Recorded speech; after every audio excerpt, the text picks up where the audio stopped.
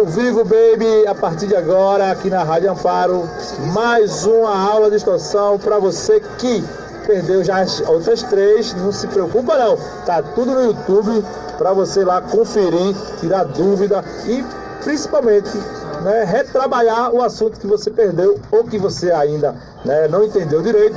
Estaremos aqui agora, né, com Humanas Total aqui no seu canal de distorção, beleza?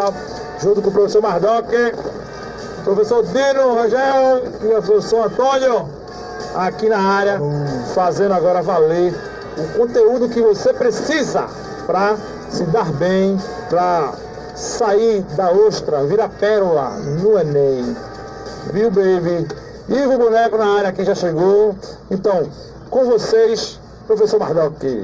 Boa tarde, galera. Salve, salve. Sua libertação do domingo.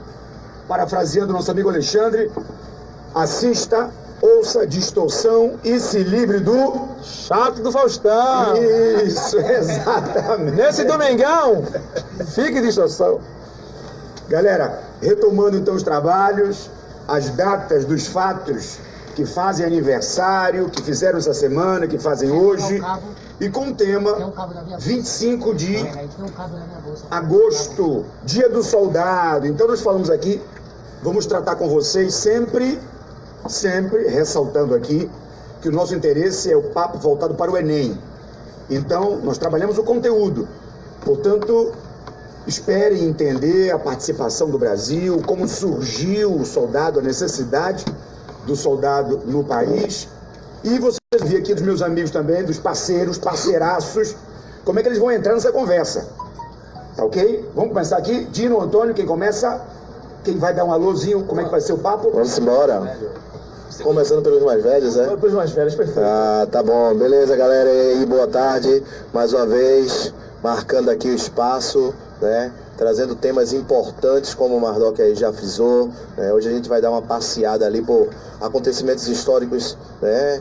Importantíssimos. Inclusive vamos buscar a Guerra do Paraguai, a importância dessa Guerra do Paraguai no contexto político republicano, certo? Além de falarmos também, da participação do Brasil nas grandes guerras mundiais, né? Vamos ressaltar aí políticas, né? A questão da Guerra Fria também, que é importante, esses reflexos que foram sentidos não só no Brasil, mas como também em vários países, né, da América Latina, certo? Então acho que tem muita coisa pra gente bater esse bate-papo, esse bate-bola aí, logicamente, como a gente sempre fala, certo? Que é uma conversa, mas é uma conversa dentro de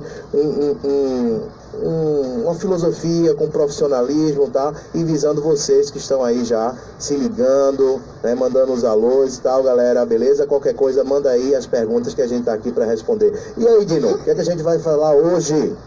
Perfeito, salve, salve mais uma vez a todos, boa tarde. É isso aí, Antônio Mardoc.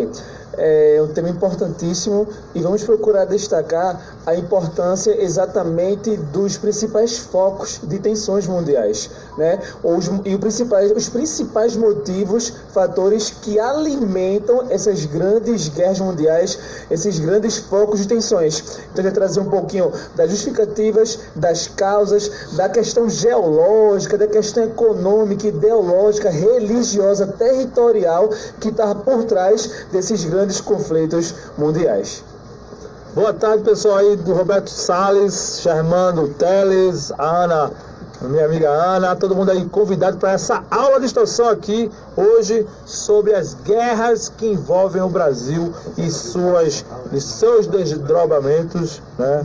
Joel Calixto, Jefferson Nilo, faz pergunta aí.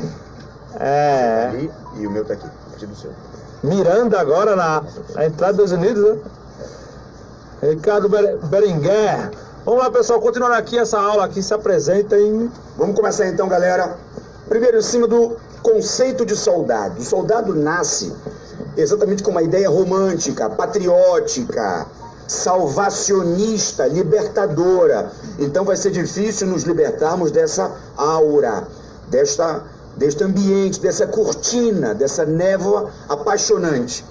E com a preocupação devida, nós não queremos aqui manchar, macular os desejos e sonhos de uma classe, mas nós desejamos falar sobre o soldado e a participação no Brasil.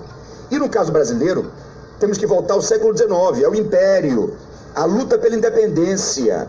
E naquele momento o Brasil não tinha soldados. Tanto é verdade que, naquela conjuntura, D. Pedro I foi obrigado a contratar mercenários para sufocar os diversos levantes que surgiram no Pará, por exemplo, na Bahia. Ou seja, nossa independência, que começa por volta de 21, 22, se estende até 1823 por causa dessas rebeliões.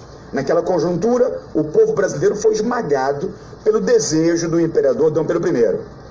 Estendemos um pouco mais o tempo, chegamos em 1824, onde ocorreu uma revolta da Confederação do Equador, em Pernambuco, portanto no Brasil, e aí teremos a oficialização, ok?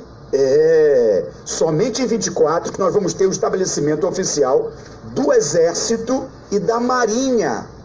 E em 1941, galera, estão me ouvindo aí? 1941 é que nós teremos a oficialização das Forças Aéreas. Portanto, vocês percebem que o Brasil faz parte de um momento onde, até que suas forças se institucionalizassem, nós tivemos também que apanhar e aprender com os dissabores da política local e internacional. Seguimos então o segundo reinado. Aliás, antes dele chegamos na fase regencial, no ano de 1831. Sabem que o Enem se preocupa para que o aluno se estabeleça, tenha uma relação com o espaço-tempo. Então saltamos de 1824, 1941, e antes disso, nesse meio tempo, 1831, com a criação da Guarda Nacional, onde ali, naquele contexto, portanto, Império, nós temos a criação de um exército criado pelos filhos da elite aristocrática, exatamente para sufocar as rebeliões do Pará, chamadas de cabanagem, as rebeliões do Rio Grande do Sul, Farroupilha, Bahia, Sabinada, Maranhão, Balaiada. E aí começamos a tocar no ponto onde desejamos.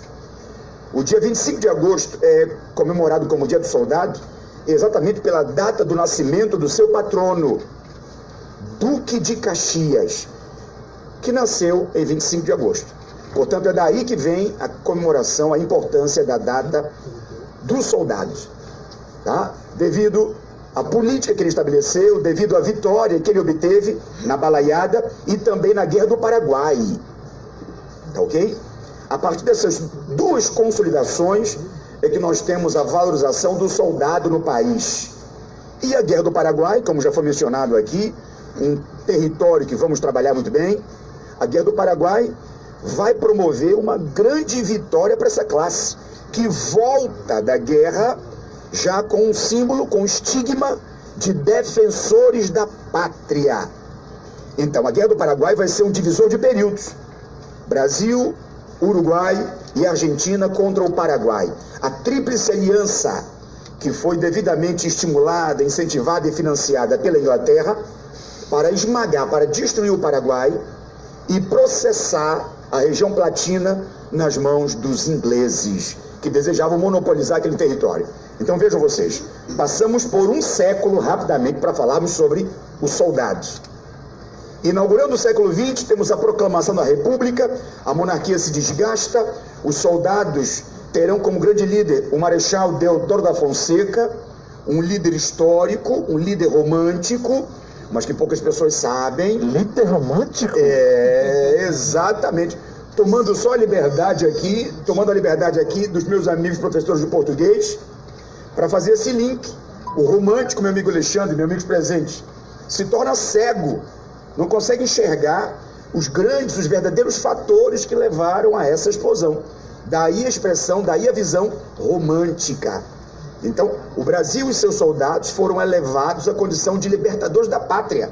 Lembrando que na Guerra do Paraguai, negros escravos foram recrutados com a promessa de libertação, não é? Para que pudessem defender a pátria. Mas aí surge uma grande contradição. Esses soldados negros voltam da Guerra do Paraguai por terem protegido a pátria, uma pátria que os mantinha à base de grilhões, de correntes, e quando esses sobreviventes voltam para o Brasil, eles se deparam com a grande contradição que o Enem já fez várias cobranças em cima. Como é possível um soldado voltar para sua terra e observar sua mãe, seu pai, seu membro da família sendo chicoteado e tratado como animal? Ué, eu fui tratado como defensor da pátria, como libertador, e quando eu chego aqui eu vejo meu parente sendo tratado como um bicho, como animal? Então é um choque, sem dúvida alguma. Mas nós teremos a proclamação da República com o apoio exato dessa elite escravocrata que vai defender a República somente nos 48 do segundo tempo. Daí vão ser chamados de republicanos do 13 de maio, republicano de última hora, porque a princesa Isabel assina a Lei Áurea, libertando os escravos, ingressando essa força no estabelecimento militar. E daí temos o século XX, e o século XX começa a pegar fogo, não é? Porque nós temos aí a participação precisa do Marechal Deodoro, mas acima de tudo um detalhe do vice do Marechal Deodoro. Eu chamo a atenção, vocês, garotos do Enem, feras de extorsão, feras humanas, uma boa carta, uma boa informação para ser usado no Enem. O Marechal Floriano Peixoto, conhecido como Marechal de Ferro. Exatamente. Por quê? Porque aquele Marechal deixou as cartas claras. Ele havia alardeado que a grande função do Exército era apenas a defesa das instituições. Feito isso, ele havia deixado claro que devolveria o governo para os civis, não é? E o que ele fez mais? Nessa época o Brasil passou por uma grave crise econômica, chamada crise do encilhamento. Desemprego, hiperinflação, insatisfação, rebeliões. O Marechal de Ferro sufocou todas. E mais ainda, estabeleceu um plano econômico para minimizar a crise financeira e econômica vivida na sociedade. Então, é aí que eu chamo a atenção que o nosso Enem, o Enem agora, que tem o apadrinhamento do nosso novo presidente, que todos vocês sabem muito bem da proximidade, da aproximação dele com as Forças Armadas. Então, quem sabe aí, uma boa questão, a valorização das Forças Armadas.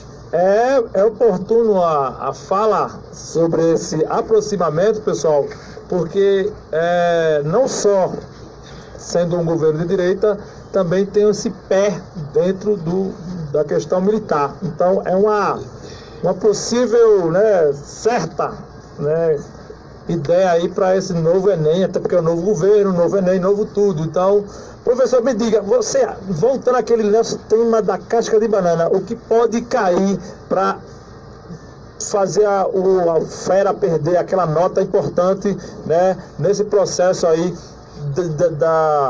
do novo governo, usar o novo Enem, com temas baseados na direita, com temas ligados ao militarismo, e principalmente a essa questão nacionalista.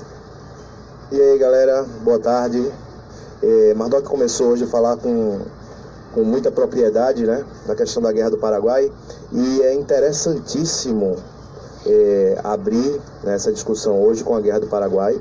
Primeiro porque a Guerra do Paraguai ela vai dar uma base, ou construir uma base republicana no Brasil. Os militares vão ser os primeiros, ou alguns dos primeiros a cogitar essa ideia, de tirar o Império e proclamar uma república. A Alexandre perguntou o que é que ele pode trazer.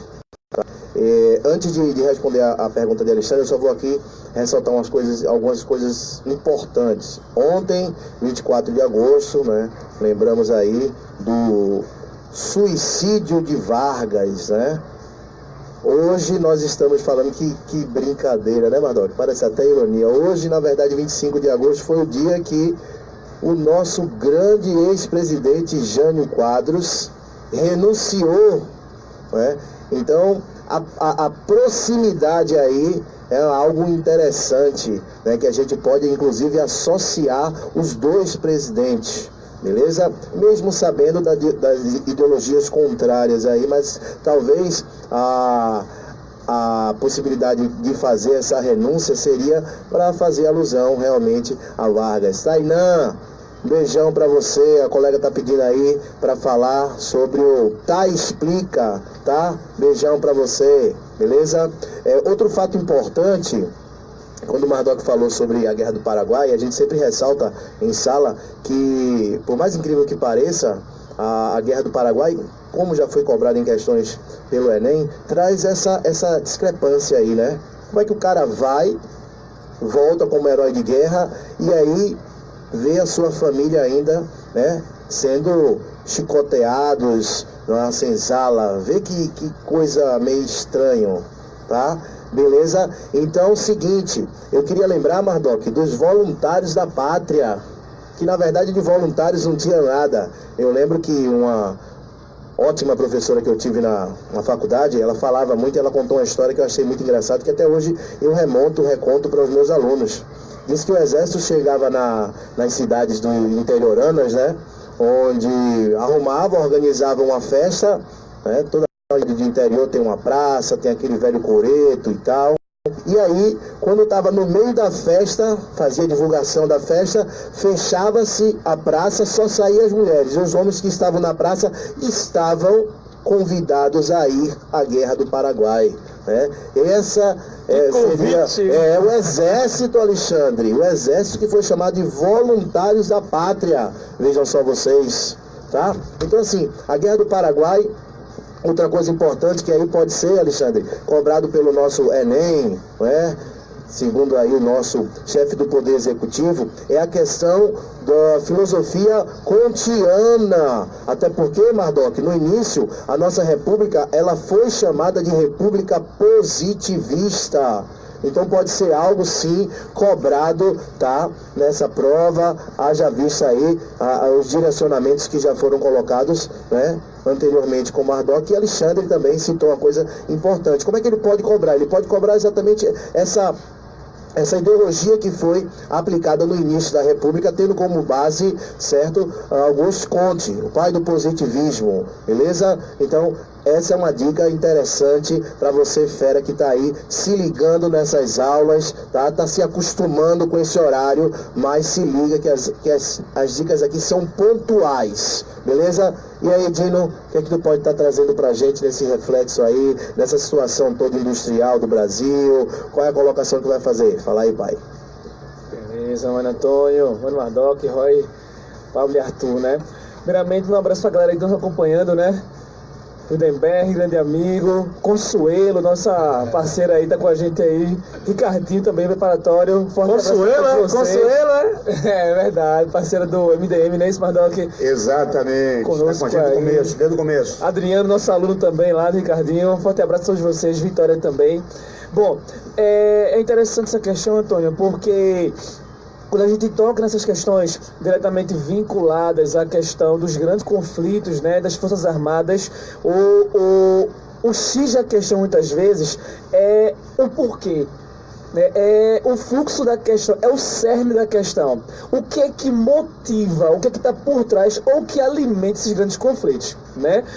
Quando a gente traz, puxando a meada, Antônio, da questão industrial, a gente tem aí, por exemplo, né, o Mardoc falou muito bem nos encontros anteriores, a questão do governo de Getúlio Vargas, que também se posicionou também, a questão da industrialização, por exemplo, da substituição de importações, que traz a questão da indústria siderúrgica, metalúrgica. Depois vem JK trazendo exatamente o tripé, né? Que é a questão do desenvolvimento nas hidrelétricas, a questão das indústrias automotivas e a construção estratégica de Brasília, né? O que vai potencializar no Brasil, principalmente nessa década, entre 1950 até 2000, um expressivo fluxo migratório de norte e nordeste para o eixo centro-sul, né? O que vai tornar aí Rio de Janeiro e São Paulo, posteriormente, as grandes megalópolis nacionais. Professor, eu queria dar um adendo aqui nessa questão que você falou dos anos 50 até os 2000, que teve essas migrações. Isso. É também um período em que a população, ela triplica, né? Vou tentar falar um pouco dessa questão não só não é só o crescimento, né, mas assim, desse boom, né, que se deu tanto nas famílias como nas migrações. Perfeito, Alexandre, sua colocação é perfeita, porque nós denominamos este fator de duas formas. Primeiro, o chamado explosão demográfica, quando há um inchaço populacional nos grandes centros, oriundo do processo de êxodo rural. Essa questão da industrialização no Brasil na década de 50 vai fortalecer a saída do camponês por três motivos, Joy. Primeiro, a mecanização agrícola, que vai substituir a mão de obra braçal no campo. Segundo fator, Mardoc, a estrutura fundiária, a questão histórica do Estatuto da Terra, que vai privilegiar a criação da UDN, que vai privilegiar os grandes ruralistas, o que vai também potencializar a expulsão do trabalhador no campo. E o terceiro fator é que esse trabalhador rural, que não é mão de obra qualificada, vai ver nessas indústrias dos centros uma oportunidade de buscar mais condições de vida. O segundo fator, Roy, é que nós chamamos estas áreas de áreas ecúmenas. O que é uma área ecúmena? Exatamente essa área de centro industrial. Por quê? Porque indústria atrai pessoas.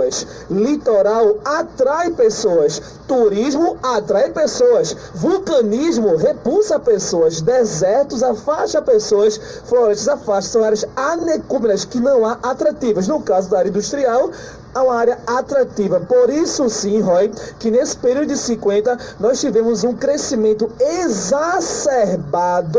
Por quê? Porque havia necessidade de mão de obra expressiva, Antônio, para trabalhar onde? Nas indústrias automobilísticas, na construção de hidrelétricas e, claro, na construção de rodovias e estradas no Brasil. Ora, necessidade de maior oferta de mão de obra, isso vai incentivar naturalmente a elevação da taxa ROI, da taxa de fecundidade e, consequentemente, da taxa de natalidade no país, o que vai levar ao processo de explosão demográfica ou grande inchaço populacional, que na urbanização nós chamamos de macrocefalia urbana. Áreas ecúmenas, macrocefalia. Exatamente. É uma enciclopédia. Que é exatamente quando nós temos uma proporção de pessoas muito maior do que o espaço não consegue comportar mais. Por isso, Roy, surgirá agora os grandes problemas ambientais, Antônio. As palafitas, as favelas, o aumento da criminalidade, da marginalização, da poluição atmosférica e das águas, os grandes problemas urbanos. Então, sim, esse crescimento populacional no Brasil se deve exatamente a essa potencialização na industrialização. Bom, sim, Marcelo, quer comentar? Maravilha, não, maravilha. Um terreno novo que se abre para você analisar exatamente como se encontravam os soldados. Então, no século XIX, trabalha-se um país rural. E naquele período, o soldado vai ser exatamente um capitão do mato, um caçador de negros. É a proclamação da República, é a Guerra do Paraguai, e a proclamação da República que vai puxar o soldado como símbolo da pátria. No século XX, com um processo muito bem falado, muito bem comentado aqui por Dino, a urbanização, a industrialização, chega Vargas no poder, mamma mia, e agora? Leis trabalhistas, nós temos aí, antes de Vargas, Floriano Peixoto, que já falei para vocês, o Mão de Ferro, não é? E continuamos com Vargas, por quê? Porque estamos aqui preparando um terreno para a explosão da Segunda Grande Guerra Mundial. Lembrando a todos, Mardoc, por que você não falou na primeira? Porque na primeira o Brasil, se na segunda o Brasil se encontrava despreparado, você imagine na Primeira Guerra Mundial como se encontravam nossas Forças Armadas. E como eu falei para vocês, a aeronáutica só foi oficializada em 41. Então, vamos respeitar a participação no Brasil da Cruz Vermelha na Primeira Guerra Mundial. Não vamos falar aqui do incidente onde o navio brasileiro acabou com um cardume de peixes. Vamos virar essa página, tá certo? Vamos virar essa página. Mas vamos chegar ao ponto de que o Brasil vai ter uma participação ímpar na Segunda Guerra Mundial. Fala, Xandão. Então você reafirma que é preciso de uma guerra para existir uma mudança, né, ser instalado um novo viés, né, industrial, econômico, né, tecnológico. As guerras foram usadas, Alexandre, rapaziada, vocês sabem disso? As guerras foram usadas como uma redistribuição do mercado. A Primeira Guerra Mundial, fruto de uma competição imperialista. A Segunda, também fruto de uma competição imperialista. Daí me permitam uma frase de um grande estadista inglês chamado Winston Churchill. Vocês sabem que a redação, já toco aqui na redação, adora citações. Perfeito. Esta guerra é a continuação da anterior. Evidência clara de que os problemas gerados na primeira não foram resolvidos e por isto acabaram impulsionando a Segunda Grande Guerra Mundial. Sim. É isso aí? Isso. Mas parece que nessa transição aqui do século XX, parece que nós temos uma visita. É isso, gente? É isso, galera? Isso. Antônio, é isso? Tá Chegaram? Tá chegando. Chegando a galera boa aí pra reforçar esse timaço que já tá aqui em campo, tá, galera? Daqui a pouco, pessoal, daqui a pouco teremos aqui uma ponta biológica e também teremos aqui o prazer de trazer aqui o pessoal do Leajá, né? O grande jornalista Natan Santos aqui vai falar também sobre vai cair no Enem aí para vocês. Hoje, distorção, quarta edição aqui dessa aula de distorção com o pessoal do Humoras Total. É isso aí. Humora na veia, meu filho. É isso aí. Bora? Vai, vamos lá então. Bora. Então, continuando o papo aqui, galera, o que nós temos o século XX. O século XIX foi só uma apresentação, não é? De onde surgiu a data, qual a importância dos soldados, qual o significado que passaram a ter, qual foi o divisor de períodos, já sabem, Guerra do Paraguai, mas é no século XX que nós temos aí duas questões que a rapaziada aqui vai parar para a gente discutir com vocês. Uma é a participação do Brasil na Segunda Grande Guerra Mundial e a outra é o que alguns chamam de ditadura militar e outros chamam de intervenção militar. Temos nosso amigo Dino aqui que vai falar do crescimento econômico no período, da urbanização, do fato de que desenvolver é construir estradas, não é? Então, nós temos que ter esse cuidado, galera. Vamos lá, então. A participação do Brasil na Segunda Grande Guerra Mundial. E para isso, temos que começar falando dos papos dos cafezinhos do Rio de Janeiro. A guerra começou em 39, 1º de setembro de 39, quando a Polônia foi invadida. Mas e o Brasil? O Brasil é um país historicamente conhecido por ser de paz, apaziguador. Então, o comentário qual era, galera?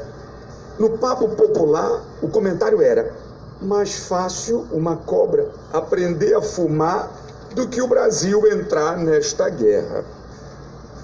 No segundo semestre de 42, alguns navios foram para o espaço, não é? A marinha alemã explodiu aproximadamente 36 navios, ocasionando a morte de mais de 1.000 soldados, e aí a opinião pública começou a pegar o pescoço, a jugular de Getúlio Vargas. O Brasil tem que entrar. Essa expressão, a cobra vai fumar, é dessa época? Exatamente, meu amigo. A cobra vai fumar. Não, é mais fácil uma cobra aprender a fumar do que o Brasil entrar na guerra. Como o Brasil declarou guerra em 42, então não tinha mais escapatória. Passou a ser o grito de guerra e também um símbolo do fardamento dos pracinhas. Uma cobra fumando. A cobra vai fumar, a cobra fumou. E diga-se de passagem, viu? Já pegando o gancho aí do Alexandre, a presença, a participação em Monte Castelo, em Montese, foi espetacular. Os nossos pracinhas lutaram, Mussolini cai, e o Brasil tem grandes vitórias. As principais vitórias das batalhas aconteceram em 45. Mas a presença brasileira foi muito importante. Tão importante que os Estados Unidos não se preocupou com a guerra no lado ocidental. A base principal da guerra foi na Ásia. Esta foi a grande vitória. Na Ásia, a luta americana, em mais da metade do conflito, Lembrando que os americanos só vão entrar, só vão declarar guerra com a destruição da base americana no Pacífico Sul de Pearl Harbor. Pearl Harbor. Exatamente, exatamente. Opa! Visita! Sejam bem-vindos. Tudo bem, galera? E aí, tudo bom, Natan? Aí o pessoal chegando aí, ó. Salve, salve. Natan Santos, jornalista. André Luiz, o Papa da Biologia. Boa tarde, tudo bom? Salve, salve aqui. Dê um alô de vocês pra galera aí. Boa tarde, tudo bom, galera? É nóis.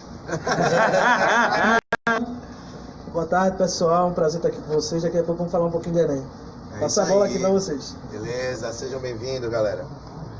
Chegaram na hora da cobra fumando, galera. A gente não, Um grito de guerra. a gente não, quando distorção, a gente não incita ninguém a fumar, mas assim, a cobra tá fumando. É interessante também, Mardoc, o que você está falando aí, essa entrada, né, do Brasil na Segunda Guerra Mundial, até porque a gente pode fazer uma reflexão, né, fazer um paralelismo com o governo do Brasil. Vargas, como a gente já falou aqui em momentos passados, entra através de uma revolução, né, tem um governo ali com característica populista, tá? Só que em 37, né, a galera aí sabe, lembra, que ele dá um golpe de Estado nele mesmo, ou seja, né, torna-se um ditador. E quando todos pensavam que ele teria a possibilidade de entrar junto com Roberto na Segunda Guerra Mundial. Roberto, sim, galera, Roberto, Roma, Berlim e Tóquio. Não, ele aceita, né, aquele velho incentivo psicológico do tio Sam e entra, né, em favor dos Estados Unidos, junto com os Estados Unidos, tá?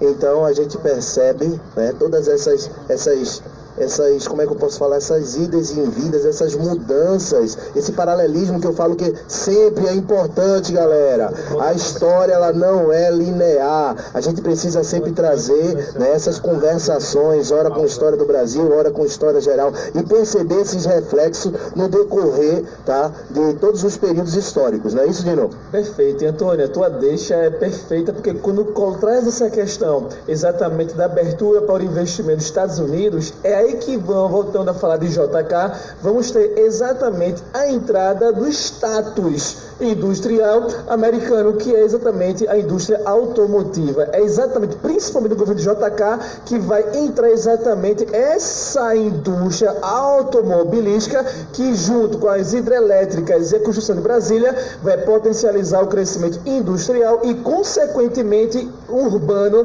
do país. É importante ressaltar a questão econômica desse período aí, né? A questão de Vargas no primeiro período, 37 a 45, que vai se coincidir com a questão das guerras, a Guerra Fria a nível mundial, que vai entrar exatamente essa indústria automobilística, e quando Vargas volta ao poder, em 51 para 54, quando ele cria a Petrobras, em 1953. Então, nós temos no Brasil exatamente a implantação, tanto da primeira fase, a indústria têxtil, mas principalmente da segunda fase da Revolução Industrial, que ocorreu outrora, né, 1860, pela questão dos produtos geológicos, minerais, o alumínio, o aço e o ferro, e, é claro, a super exploração do petróleo. Essa segunda fase que ocorre na Europa, ele vai chegar exatamente no Brasil, nesse período de Revolução Industrial Brasileira, principalmente com o segundo governo de Getúlio Vargas, com a Petrobras,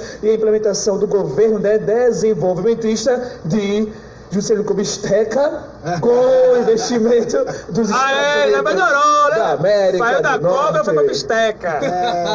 Ô Mardoc, aproveitando que a gente está aí fazendo essa cobra fumar aí na Segunda Guerra Mundial, e veio aqui agora um questionamento. Será que as armas químicas, as doenças, será que aconteceu alguma coisa, né, biologicamente ou não na Segunda Guerra Mundial? Será que a gente pode fazer isso, Mardoc?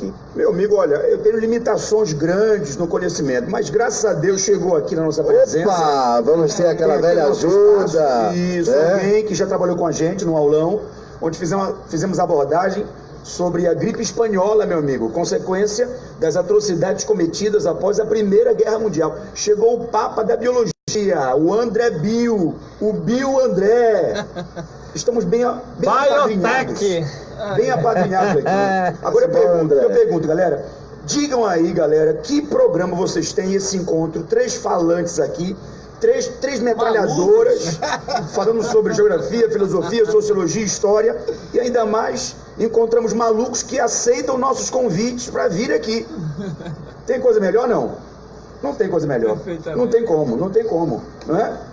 Amigo André, quer dar um alô aqui pra galera? Quer dar um alô aqui pra galera dessa velha gripe espanhola? Tainã, beijão, Tainã, tamo junto, beleza? Renato Xavier! Honra! Deixa ele aqui. É isso aí, mais um aqui, ó, André Luiz, biologia na área, na veia, humanas total aqui, né? Abrindo espaço para o professor de biologia André Luiz falar sobre, né, os desdobramentos de uma guerra, né? Toda guerra, ela sugere problemas de saúde, né? E na área biológica, né, a gente vai saber agora.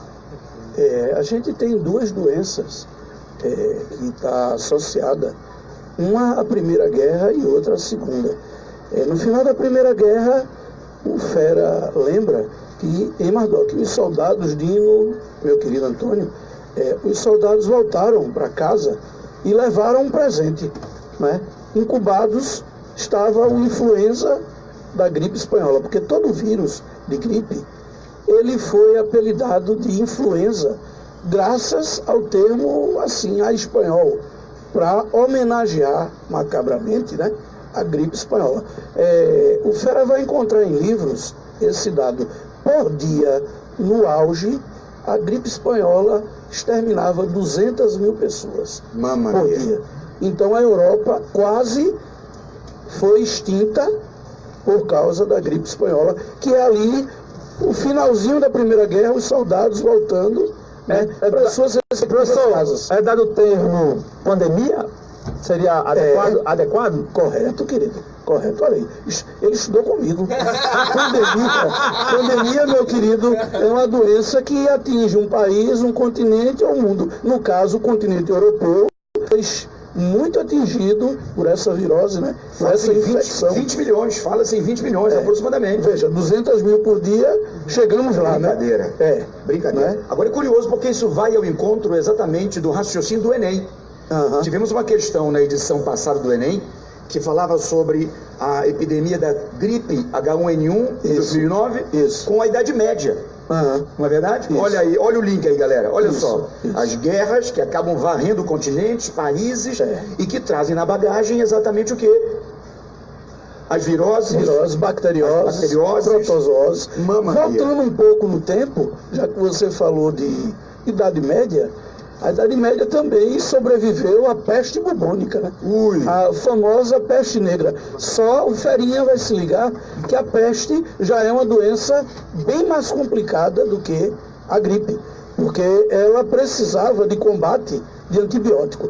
E naquele momento, a Idade Média, antibiótico era uma coisa que o mundo não conhecia. Então, eu não tenho esses dados, mas muita gente também de peste veio meu a amigo, falecer. você tem sim, não esconda. Abre o jogo. Agora, você sabe, um terço da população europeia desapareceu. Pronto, então, Cidades fantasmas foram criadas. E para piorar a situação, meu amigo, verdadeiras extinções. a Igreja Católica tentava ser o antibiótico da época. Aí complica. A partir dos milagres. Quando alguma igreja vai ser antibiótico, aí o bicho pegou. A igreja tem um papel fundamental, Sem dúvida, nas sem sociedades. dúvida. Agora quando vira antibiótico é complicado. Na Segunda Guerra, minha gente, a gente vai ter não uma virose, uma bacteriose, mas muitos campos de concentração foram construídos em áreas de desmatamento. E o que é que o Fera sabe? A área de desmatamento é a área que tem mosquito. Todo mundo sabe. E um mosquito é o transmissor da malária. Então muita gente que ficava confinada lá naqueles campos foram exterminadas pela malária. Quer dizer, o pessoal sabia que estava lá, estava morrendo de malária, o pessoal não tinha muito o que fazer, mas veja, a construção dos campos foram em áreas que notadamente eram apropriadas para ter mosquito, e entre eles o mosquito da malária. Professor, professor, uma guerra ela sempre avança a tecnologia e tal, mas na área de doença, na área biológica, ela também vira arma ou ela é negligenciada. Enumere aí alguns fatos para a galera que vai fazer o Enem, matar logo de cara uma questão, né, quando o tema é algo ligado à guerra, né, dentro do contexto da biologia. Certo, toda guerra o pessoal lembra que é um verdadeiro desequilíbrio em todos os aspectos, né? Consequentemente, guerra vai chamar, minha gente, falta de higiene. E falta de higiene é a praia de quê? De virose, bacteriose. Então não é à toa que num campo de concentração, onde se a gente pudesse dizer higiene é zero, se proliferasse o quê? Uma doença, não é? Então foram só doenças diferentes, de grupos infecciosos diferentes, a gripe, vírus. A malária é uma protozoose, é causada por um protozoário, transmitida por um mosquito. Mas tem um detalhe que é muito importante se falar, que é até um detalhe triste, mas na Segunda Guerra Mundial,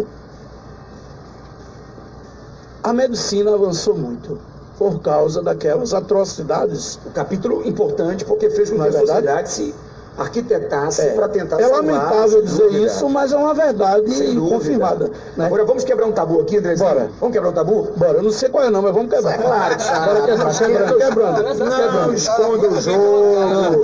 Diga aí. Andrezinho tocou num ponto sine qua non, um ponto básico. Sine qua non, eu vou até me ajeitar na cadeira aqui. Show de bola, show. Pra não cair. Pra não cair aqui. Foi. Agora sine qua non. Você só tem aqui no distorção. Sim. Enquanto o povo fica lá no domingão, aqui tem um domingão distorção. Filé. Então, vê só, galera. Quilombo. A Guerra dos Palmares, meu amigo. Domingo Jorge Velho, nós temos indícios que comprovam o uso de uma guerra bacteriológica naquele período. Já naquele século período. XVII, exatamente. E depois do século XIX, na Guerra do Paraguai, que foi o nosso pontapé inaugural aqui, sabemos que o rio foi contaminado para que os paraguaios pudessem se alimentar do peixe e aí... E essa cadeia, né? Uma cadeia. E aí a gente puxa um outro assunto. Raciocínio para você. Você tem uma contaminação de água que passa para seres dessa água e fatalmente vai chegar a gente. Agora tem um detalhe. A poluição, o poluente, o agressor, quando vai passando de um ser para o outro, ele aumenta. Então, quando o poluente chega no homem, já chega exterminando. Seja de agrotóxico, seja microbiano, a quantidade é muito grande. Então, eu posso também elencar aqui que existem pessoas que provocam a sua própria guerra em casa, por não ter higiene. Exatamente. É uma guerra, assim, de casa. Local, né? Local. E é verdade. A falta de higiene, eu diria que hoje é um dos principais problemas de saúde pública do mundo. A falta de higiene. Porque o pessoal confunde se molhar e tomar banho. É diferente. Sem dúvida. Muito diferente. Veja, ninguém toma banho de mar. Ninguém toma banho de piscina, na verdade, Dino. O pessoal se molha, a gente se molha. Banho é aquele que precisa de alguns atributos. Um shampoo, um sabonete. Né? Então é uma confusão aí que em aula a gente tenta separar uma coisa de outra. Agora vamos tocar fogo aqui? Tocar fogo, Vamos chamar aí um maestro que consegue reunir vários professores, vários colegas que adoram tagarelar. Sim. Para saber dele como é que ele vai saber administrar esse negócio aí. Administrar o povo para falar mais, falar pouco. Eu vou sair, não, você fica aí, eu vou sair, você fica com o Dino porque eu falo demais. Já bota o microfone aqui para passar. Fábio Barros, bem-vindo aqui à nossa aula de extorsão com o Humanas Total. Beleza, essa é a 4ª aula, né? O domingo aqui para quem vai fazer Enem, para quem vai fazer o Enem da vida, para quem vai fazer aí concurso público, informação nunca é demais. E aqui no Distorção você é capaz de passar nas provas, né? De mostrar o fera que você é para todo mundo e para si mesmo. Fique com conteúdo, fique com Distorção. É isso aí. Boa tarde, né, a todo mundo. Quase boa noite, né, professor? Quase boa noite. Primeiro, é uma honra. Ainda é a fértil, não. É uma honra, né?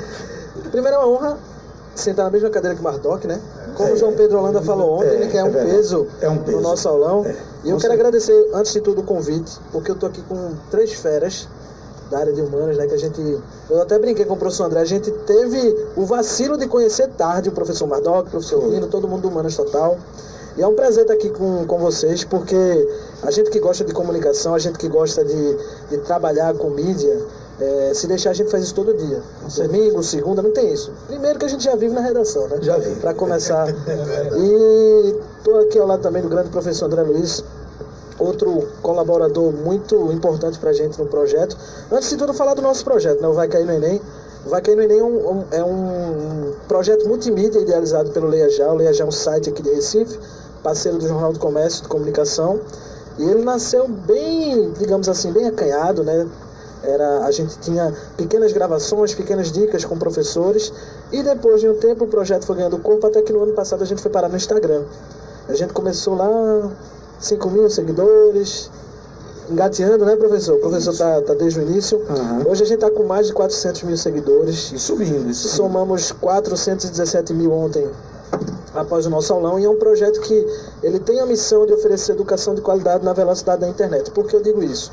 Porque a gente tem muito essa questão de que a internet precisa ser tudo muito rápido, precisa ser tudo muito ágil.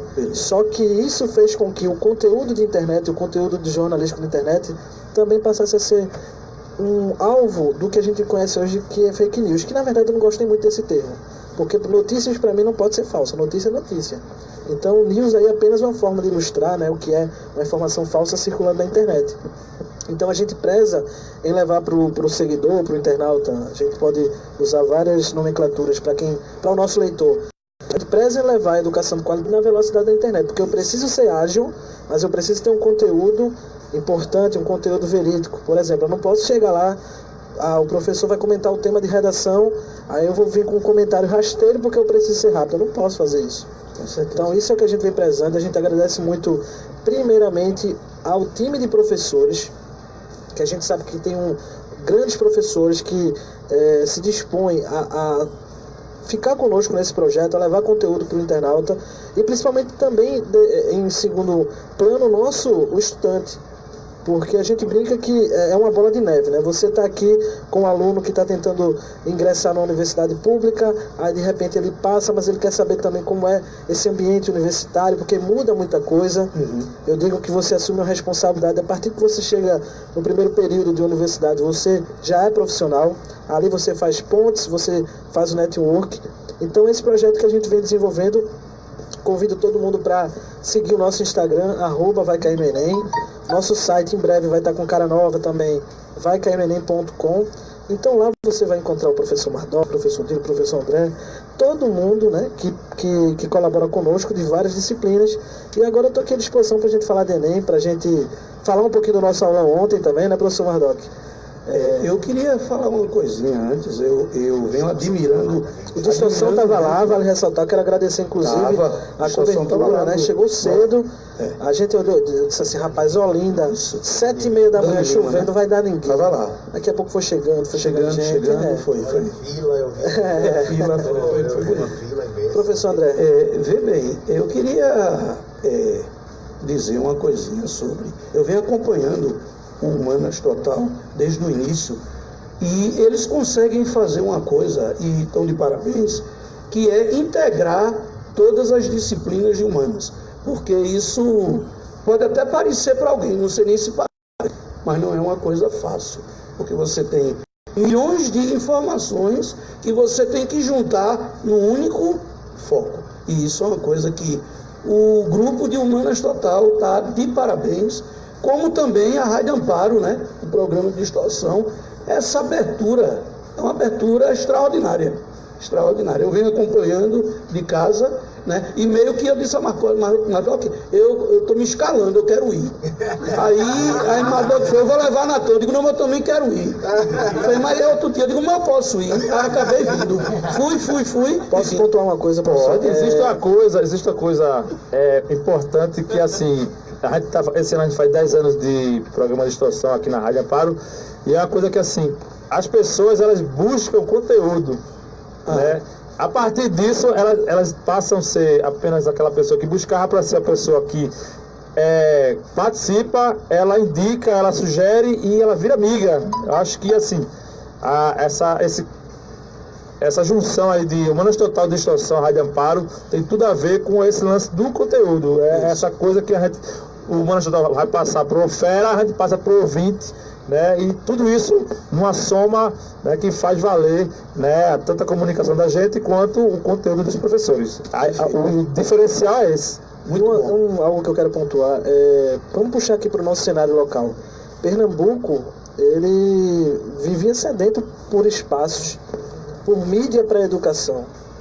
Se a gente observa hoje na TV aberta, nas rádios, nos sites, a gente enxerga cobertura pontuais. O Enem está chegando, então a partir de outubro a gente começa a criar um blog, criar um site específico para falar do Enem. O Enem está chegando, então eu vou abrir aqui um programa de televisão, vou trazer os melhores professores e a gente vai dar algumas dicas aqui. Mas cadê aquele trabalho que vai pegar na mão do fera ao longo do ano e vai até o final? Trabalho extensivo. Contínuo, né? Uma coisa contínua. A gente tem esse espaço aqui com o Humanas Total. Isso aqui é uma raridade. Isso aqui precisa ser muito bem cuidado. Digno de aplauso. É sempre o que eu digo assim, o Vai Cair no Enem, o que explica também esse sucesso do projeto, primeiro ponto, que a gente não trabalha com um curso específico, com um professor específico. O professor que quiser trabalhar, que quiser oferecer um conteúdo de qualidade, ele tem espaço para participar do programa. Agora também, uma vez ele entrando, meu amigo, ele vai ser aperreado pro resto da vida. Mas vai ser aperreado, porque tem qualidade, né? Não tem hora, a gente pede questões, né? Ou se brigar o professor, a gente precisa de uma gravação agora, meia-noite em Olinda, a gente vai lá e faz. E o segundo ponto também, esse espaço, porque a gente tá lá desde o início, em janeiro, às vezes o cara não passa, vou tentar medicina, não passou. O cara tá lá desmotivado, a gente vem com trabalho de motivação, a gente conversa com os professores, recentemente até a gente gravou com o professor Dino, porque eu não sabia que o professor Dino era psicólogo. Aí toda vez a gente quebrando a cabeça, meu irmão, a gente precisa de um psicólogo para falar sobre ansiedade, inclusive o Brasil... Psicólogo e baterista. Pronto, agora vai gravar paródia com a gente. Olha aí, olha a bateria surgindo aí no... Então, a gente fala muito de ansiedade, porque, inclusive, a gente fez um especial no Leia Já que se chama Ansiedade, o Brasil é o país mais ansioso do mundo, e recentemente a gente gravou com o professor Dino. A gente tratou de Enem, mas algo muito importante que o Vai Cair no Enem trabalha é cuidar do lado emocional do candidato e também do professor, porque o professor pilha também. Eu trabalho mais ou menos, vocês, muito louco. O professor André está aí com quase 35 anos de carreira, professor Mardoc. Quanto tempo, professor? Vai ter um detalhe, foi um professor, viu? Todo mundo diz isso. Foi meu professor no Panorama em 2003. Não, a gente às vezes sai com o professor André, aí...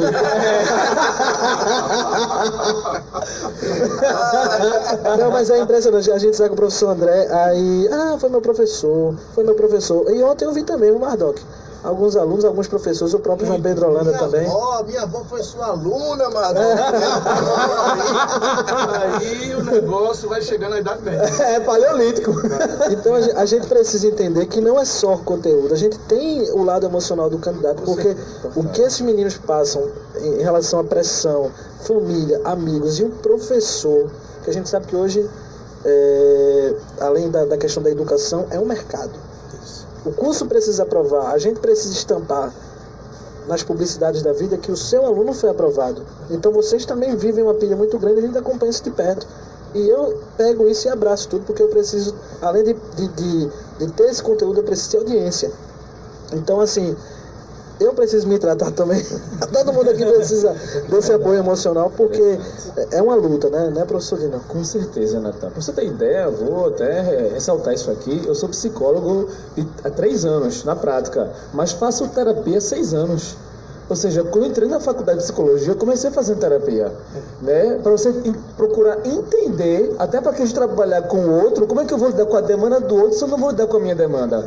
Então, e ressaltando essa questão que você falou, é importantíssimo, porque desses 3 últimos anos para cá, o que tem de alunos que procuram a gente quando acaba a aula, Dino, olha, meu pai tá me cobrando muito, Dino, eu tô brigando com minha mãe porque ela quer que eu faça medicina, mas eu não quero, eu não consigo estudar mais, eu tô ficando isolado no quarto. O que tem de alunos, Natan, André, Marlon, Mardoc, Antônio, todos aqui presentes que nos procuram. Claro, com o professor, nós não fazemos uma intervenção com o psicólogo, sim com o professor. A gente indica, olha... A gente vai ter que fazer um programa novo aí para psicólogo aí, os alunos. Vai trazer também, né, aqui, projeto também de saúde mental. Vamos fazer sobre saúde mental também, daqui pro Enem também. Importantíssimo o que você está falando, Natan, porque, sim, a cobrança ela é expressiva. Como eu estava falando, a gente não lida naquele momento com o psicólogo para separar as coisas. A gente fala, indica um psicólogo até porque, assim, você tem uma imagem sua, aquele professor não pode se confundir com a psicologia. Na clínica é que eu trabalho com o meu paciente, é diferente.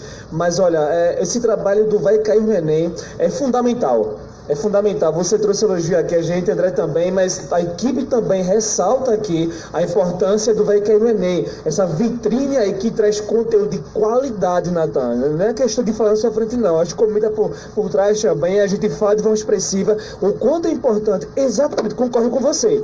A questão regional, Nordeste, Recife, tem uma potencialidade de divulgação de conteúdos do Enem que nós estamos tendo com o Vai Cair no Enem. O Leia Já, é importantíssimo. Há uns 5 anos atrás saiu uma reportagem no jornal Hoje, lembro perfeitamente, de que os melhores professores de concurso público, André, são nossos, nordestinos. Que bom, né? Pra você ter ideia, e você tem nada contra, pelo amor de Deus, aqui, a nenhuma outra região, pelo contrário, mas é para ressaltar, o nosso contexto regional, a nossa importância a nível nacional, e quando você entra com um programa desse, né, com o Leia Já, com o Vai Cair no Enem, que vai potencializar essa qualidade nordestina, de trazer o conteúdo com qualidade, isso só faz enaltecer a nossa educação. E tem um componente, todo mundo que está aqui, está assistindo, ouvindo a gente, é que nossos professores, ele tem um componente que é a didática. Isso.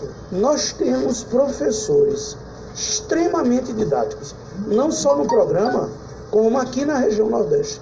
Lógico que o fato de um colega, um amigo que está nos ouvindo, assistindo, no país, no mundo, tem sua qualidade e a gente não está deixando de reconhecer isso. Pelo contrário. Porém, aqui, eu não sei se é a tropicalidade do Nordeste. Não é? Gostaram disso? Não é? Orgulho de ser nordestino, né? Eu tenho. Né? Pode ter alguém até que não tenha. Eu tenho. E nós temos em todas as áreas. Dino foi feliz. E o programa evidencia isso. Porque o Fera tem no Vai Cair no Enem e está tendo aqui no Distorção também.